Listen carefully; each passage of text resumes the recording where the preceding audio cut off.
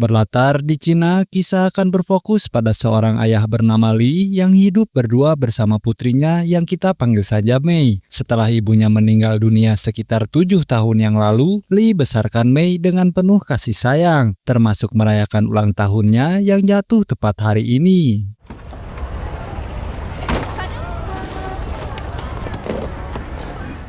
Sebagai hadiah ulang tahun, Li pun mengizinkan putrinya jalan-jalan dan bermain bersama sahabat dekatnya. Sementara Li sendiri pergi bekerja sebagai seorang mandor di sebuah proyek bangunan. Malam harinya saat turun hujan, Mei pun meminta izin untuk pulang sendirian karena kebetulan Li juga masih berada di tempat kerja. Yang sesampainya Mei di stasiun akhir, ia pun memilih untuk berjalan kaki sendirian tanpa sadar jika ada sebuah minibus yang sedang mengikutinya, sehingga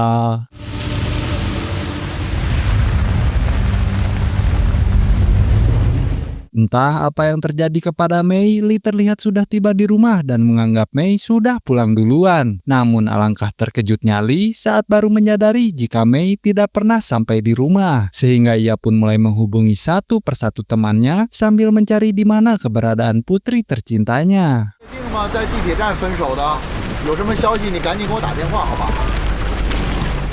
Keesokan paginya telah ditemukan sesosok mayat gadis remaja mengapung di atas sungai, di mana seorang polisi yang kita panggil saja Pak Asep pun mendapat tugas untuk mengurusi kasus ini, sehingga ia dan tim langsung mencari data terkait laporan orang yang hilang.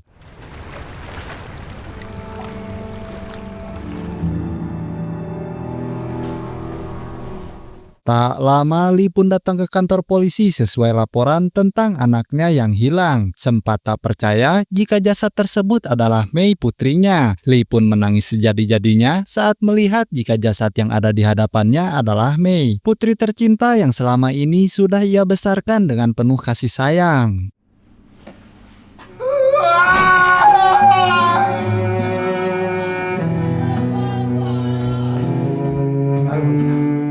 Saat ditanya apa penyebab kematian Mei, Pak Asep belum bisa menjawab karena harus dilakukan pemeriksaan forensik, sehingga Li pun diminta untuk pulang saja dan tunggu kabar selanjutnya.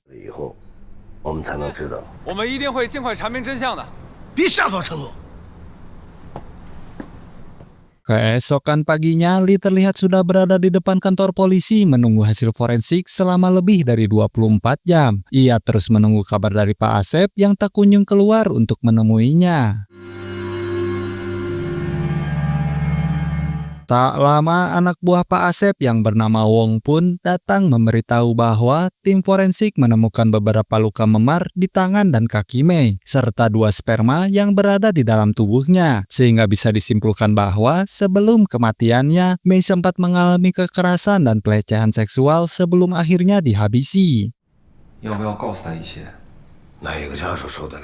Alih-alih langsung memberitahu Li, Pak Asep memilih untuk menyembunyikan dulu informasi tersebut dengan maksud untuk membuat Li tetap tenang dan menunggu sampai suasana kembali kondusif.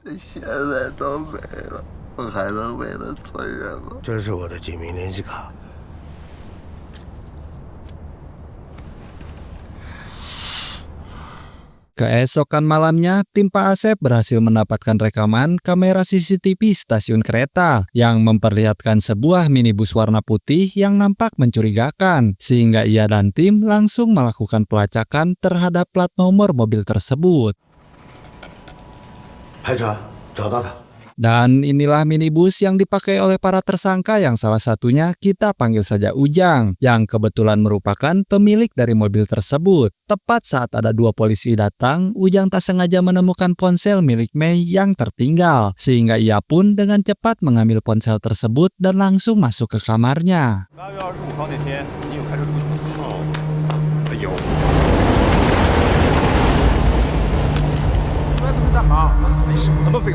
Disinilah akhirnya terungkap bahwa pada malam kejadian, Ujang yang bertugas sebagai supir pun tengah membawa 2 tersangka yang sedang mencari korban di sekitaran stasiun. Melihat sosok Mei yang sedang jalan sendirian, para tersangka pun memutuskan untuk menculiknya dengan cara membiusnya hingga pingsan.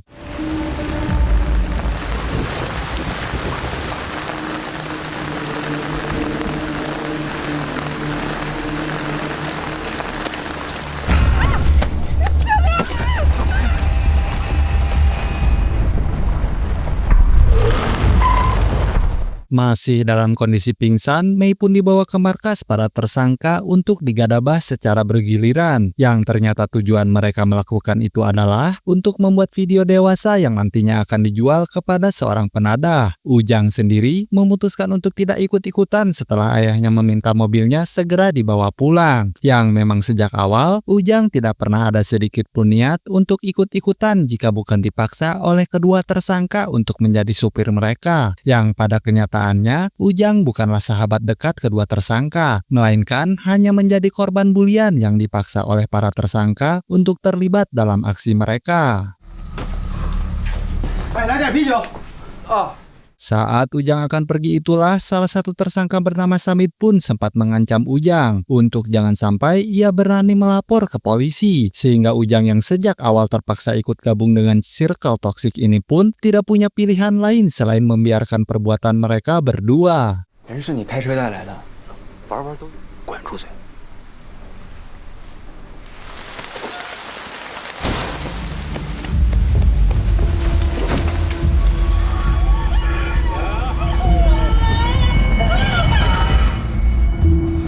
Keesokannya, Ujang terlihat sedang dibully oleh Samit dan satu tersangka lagi yang bernama Otong terkait usulannya yang ingin melapor polisi. Yang karena Ujang tidak berdaya, ia pun hanya bisa pasrah ketika saudara dekat Biawan ini mengancam akan menyakiti Ujang dan keluarganya.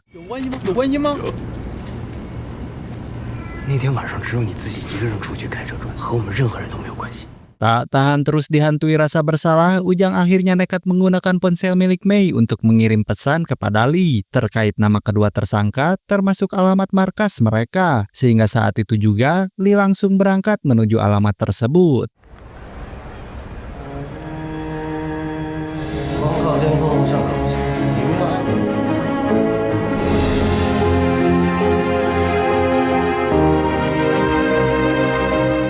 Setibanya di lokasi, Lee langsung masuk setelah berhasil menemukan kunci pintunya. Yang tak berapa lama, muncullah Otong yang baru pulang dari luar. Di mana saat Lee menemukan tas milik putri kesayangannya, Otong terlihat memutar rekaman video saat mereka sedang menggedabah Mei. Sehingga ketika emosi Lee tak tertahankan, ia pun langsung menyerang Otong dan...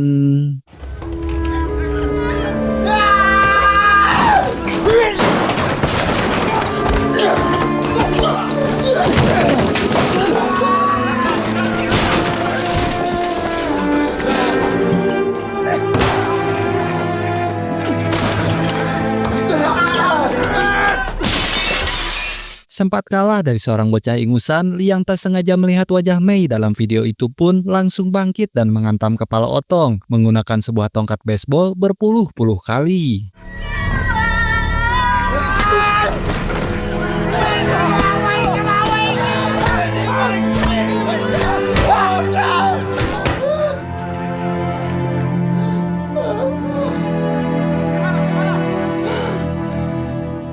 Setelah mengambil flash disk berisi bukti video dan menyobek satu foto wajah Samit, Lee pun langsung minggat dari rumahnya untuk menghindari kejaran polisi, di mana ia berniat untuk membalaskan dendam tanpa memperdulikan apapun lagi.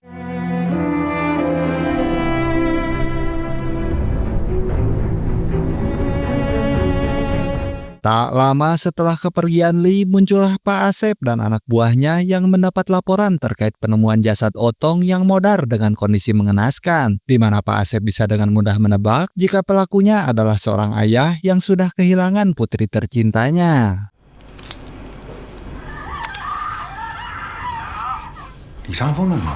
Dari modarnya Otong, Pak Asep pun bisa langsung melacak dan menangkap Ujang yang diketahui kenal dekat dengan kedua tersangka, sehingga mereka langsung menggiring Ujang ke kantor polisi untuk dimintai keterangan.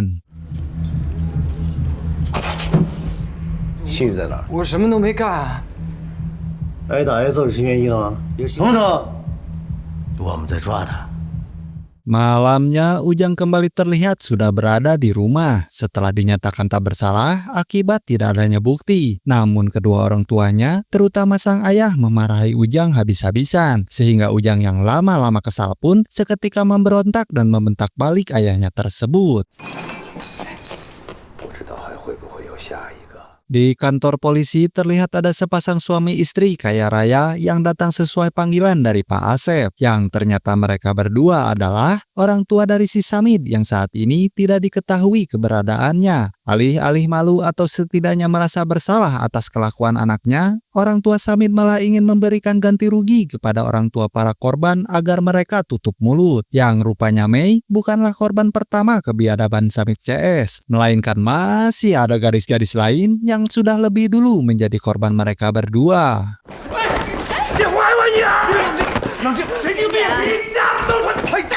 Dan ya, mereka pun sempat mendapat serangan dari salah satu orang tua korban yang putrinya telah bundir akibat malu telah kehilangan kesuciannya, di mana bapak yang satu ini memilih mewek daripada bertindak, sehingga membuat Pak Asep menjadi simpati dan mencoba menenangkannya.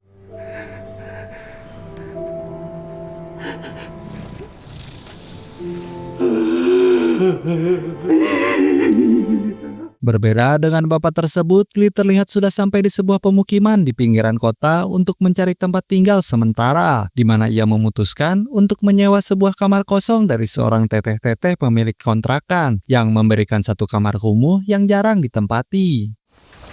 你住多久啊？看看吧，这屋子好久没人住了，你自己打扫一下吧。 Tak peduli dengan tempat tinggal, tak peduli dengan kondisi diri sendiri. Li hanya ingin menemukan satu tersangka lagi, yaitu si Samid. Yang dengan flashdisk berisi kumpulan video para tersangka, Li akhirnya berhasil menemukan satu video berisi Samid yang sedang main motor dan terdapat sebuah nama bengkel yang sering didatanginya.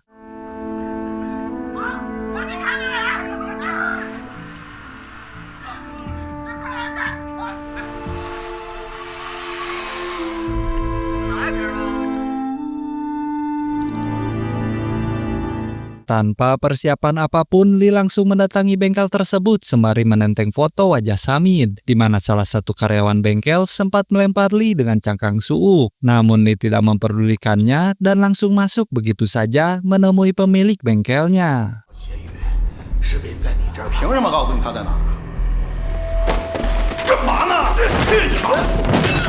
Dan ya, Li tak sengaja menemukan kaset VCD dengan judul video SMA Stasiun Kereta. Sehingga tidak salah lagi, pemilik bengkel ini adalah penadah video-video dewasa tempat Samid menjual hasil karyanya. Sehingga tanpa pikir panjang, Li langsung membabi buta menghabisi mereka berdua.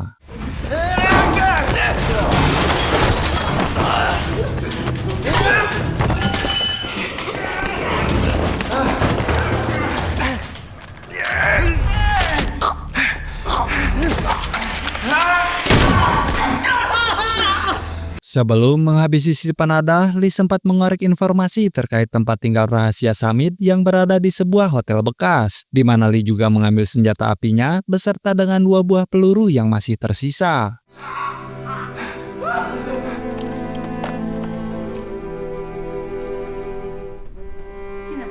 Tepat di saat bersamaan, si teteh-teteh yang punya kontrakan pun melihat berita di televisi terkait seorang bapak yang sedang membalaskan dendam atas kematian putrinya, di mana teteh yang sempat melihat tas milik Li yang ada gantungan gadis remaja pun akhirnya sadar jika orang yang menyewa kontrakannya adalah bapak yang dimaksud.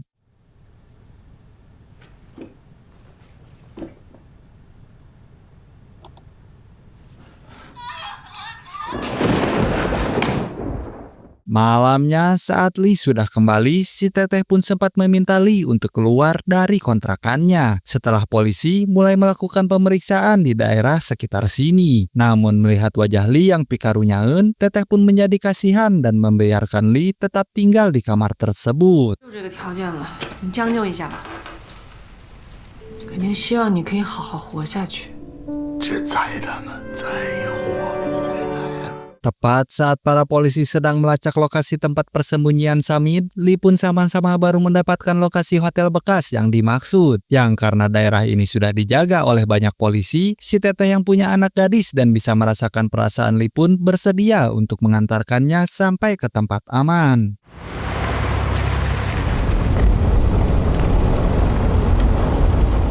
Karena jalan menuju lokasi tertutupi oleh longsor, Li pun memutuskan memakai jalan pintas, yaitu asruk-asrukan ke dalam hutan, di mana pada saat yang bersamaan, Asep dan tim terlihat lebih dulu sampai di lokasi dan langsung masuk ke dalam untuk melakukan pencarian. 从后面绕过去。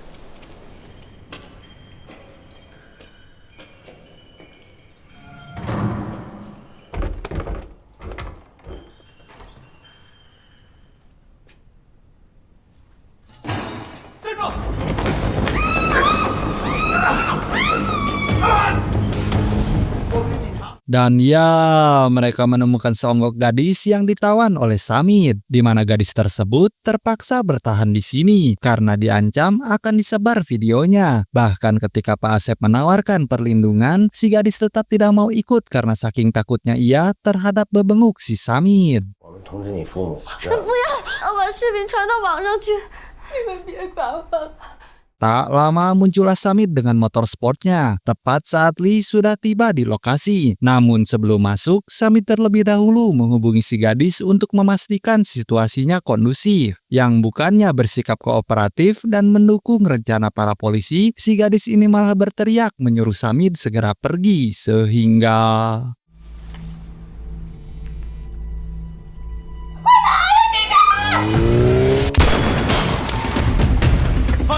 Ya, Li berhasil menembak motor si Samit dan membuatnya lari ke dalam hutan, di mana Pak Asep malah fokus mengejar Li bukannya Samit, sehingga pelaku yang menjadi target utama pun malah berhasil lolos, yang pada akhirnya rencana itu pun menjadi sia-sia.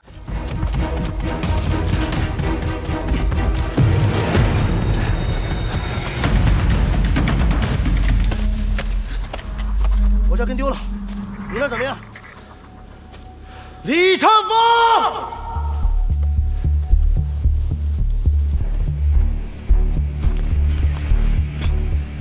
Singkat cerita, malam pun tiba. Ujang yang sedang bersama para polisi pun akhirnya ditelepon oleh Samit yang sudah kehabisan bekal uang, di mana Samit meminta Ujang datang ke stasiun kereta sambil membawa sejumlah uang yang diinginkannya.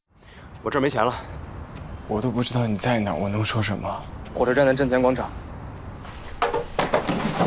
Dengan fakta bahwa Samit adalah anak dari keluarga kaya raya yang bisa menggunakan fulusnya untuk meringankan hukuman, bahkan bisa bebas dari tuduhan, membuat Ujang menjadi berpikir ulang untuk menyerahkannya kepada pihak kepolisian. Sehingga daripada mengambil resiko Samit lolos dari jerat hukum dan kembali mendatanginya untuk membulinya, Ujang pun memberitahu Li tentang rencana penggerebekan besok. Berharap Li bisa menghabisi Samit untuk selamanya.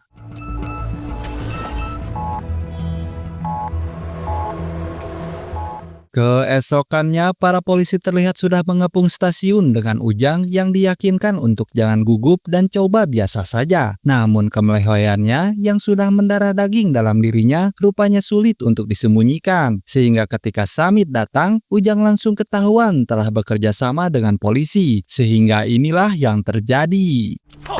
别过来！别动！打断方向！别动啊！我他妈说别过来！别动！钱！ Saat Samit kabur itulah ia terlihat sudah bersiap dengan senjata apinya yang dibungkus dengan kain. Di mana saat para polisi sedang melakukan pengejaran, Li memilih arah yang berlawanan untuk menyambut Samit sehingga...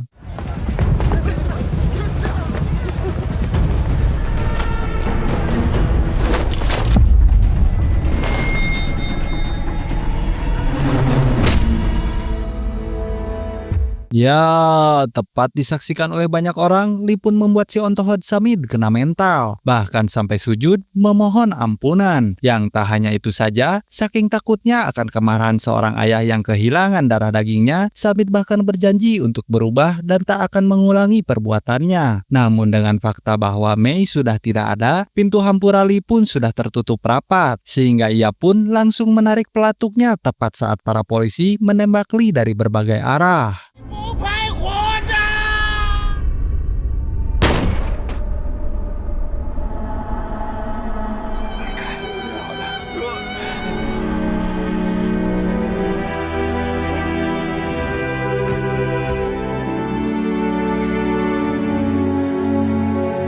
发生一起持枪刑事案件。 Setelah ketegangan berakhir, Lee pun dinyatakan meninggal dunia saat dalam perjalanan menuju rumah sakit. Sementara Samit diketahui masih hidup dan hanya terserempet peluru yang mengakibatkan sebelah matanya menjadi pecah. Namun dari kejadian itu, pemerintah pun mengeluarkan undang-undang baru terkait kejahatan di bawah umur, bahwa seseorang yang genap berusia 12 tahun tapi dengan sengaja melakukan kejahatan berat tetap akan dipidana dengan hukuman yang sama dengan yang dijatuhkan kepada orang dewasa. Tamat dan sampai jumpa di alur cerita film selanjutnya.